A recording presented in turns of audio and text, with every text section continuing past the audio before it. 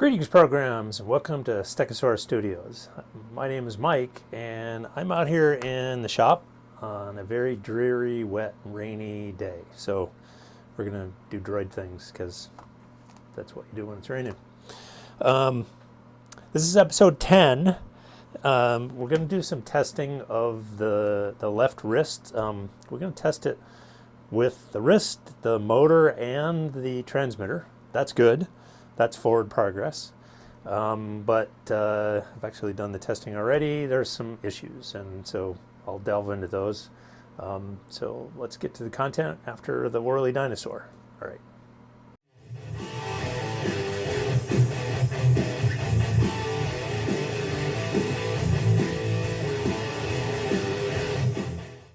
All right, it is time to do some testing on this wrist here. And I need to tension the strings, these fishing line right here, cables, whatever you want to call them. So need to pull them tight. In this in here, I have this piece that stops the wrist from going up and down, but I don't have any way to stop it from going side to side. So borrowed some kettlebells from the wife's workout area to hold them down, another one to hold the board down, and then down at this end we will pull those strings and wrap around the pulley and tie them off and get them tight.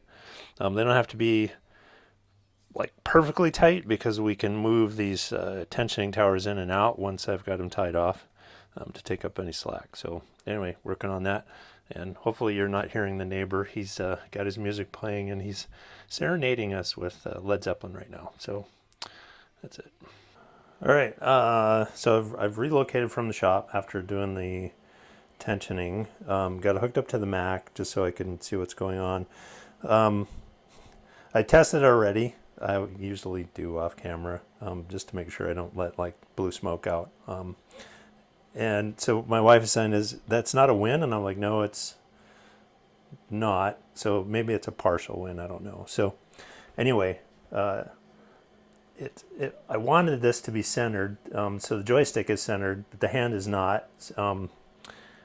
Something I wasn't expecting when I powered up. So I can only turn it one way. So this is the free sky over here. So I can turn it and I can get motions, right? So you can see the motor moving. Now, I talked in a previous episode about maybe putting a smoothing thing on this. I haven't done that yet. But so I can move his hand. And I might try retensioning it and then turning it back on. There's backlash, quite a bit of backlash. In fact, you can even see these, like that string, this cable right here is, this cable here is slack. So it's not, and actually that might just be because, yeah, it's pulled too far over. So anyway, I need to work on this, and I'm not going to call this a win. Might have to have a plan B.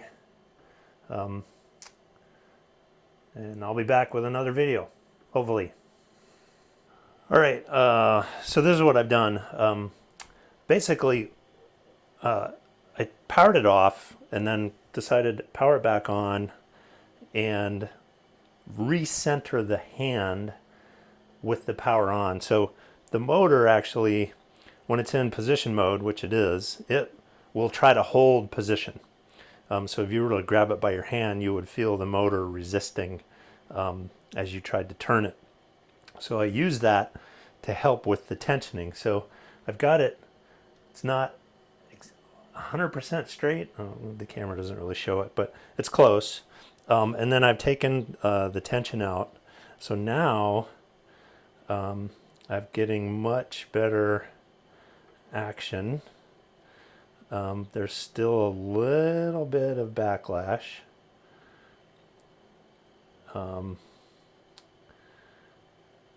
So,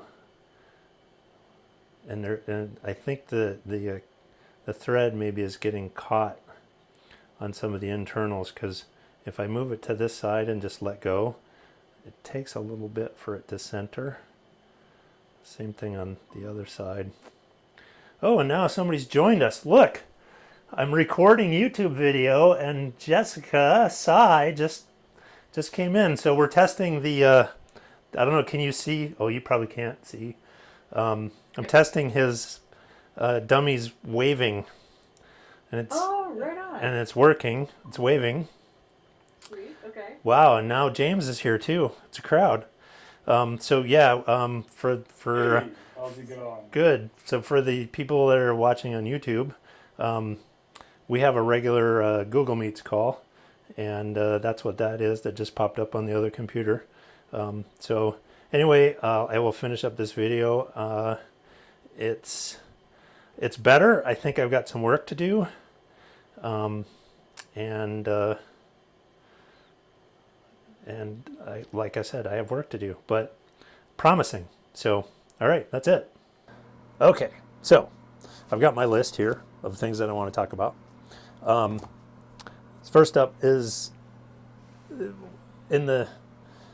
just saw 3 videos. The first one was the tensioning, the second one was the first test, and the third one was a repeat of the test. So in that second one, the wrist was pulled way over. And I said in the video that I was an unexpected behavior. So I exchanged some Discord chats with Giannis at Tiny Mover.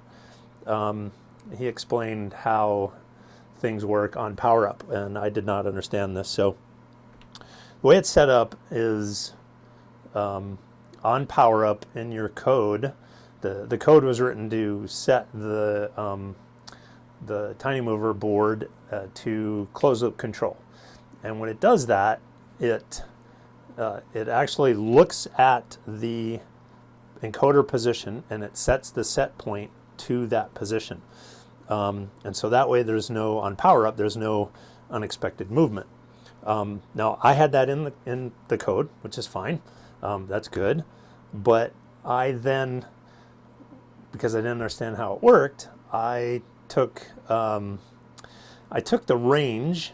Basically, I want from centered. I want whether it's this way or whether it's side to side. Let's go this way. I want basically half a turn on the motor, one direction, half a turn on the motor the other direction. So I basically set the range starting from encoder 0, half. But on startup, you're not necessarily at encoder 0, meaning the encoder is reading 0, because during the tensioning and everything, maybe you move the motor head around a little bit and it's no longer at 0. So based on what Giannis told me, it's like I needed to change my code, which I have actually now done. So now the code looks at what the starting position is, and then it calculates that range based on what the encoder position is. Instead of starting from 0, it starts at wherever the current position is on the encoder, and then it subtracts a half a turn this way, adds half a turn that way. So I need to test the code, which leads me to problem number 2, or another problem. The keen-eyed among you may have noticed, so back in episode 8, I showed video of assembling the motor bracket with the 2 motors, the larger R5 and the smaller M5. And you may have seen in these last 3 videos that are a part of this episode that the smaller of the motor is gone. And that's because I had been having a devil of a time getting it to work. In fact, I'd only got it to work once out of all of my testing, so I was really kind of at a loss. Well, it turns out, and this also working with Giannis at Tiny Mover, Tiny Mover had a incompatibility in their Python code with the componentry in the M5. So they have fixed their Python Studio, and I've downloaded the new Python. So So basically I have new code with the range that I just talked about, and I have the new Python Studio, so I should be all set to do testing. But as soon as I started to, in fact, I was trying to upload the new code, and I was encountering an issue where I could not connect to the Arduino with my computer.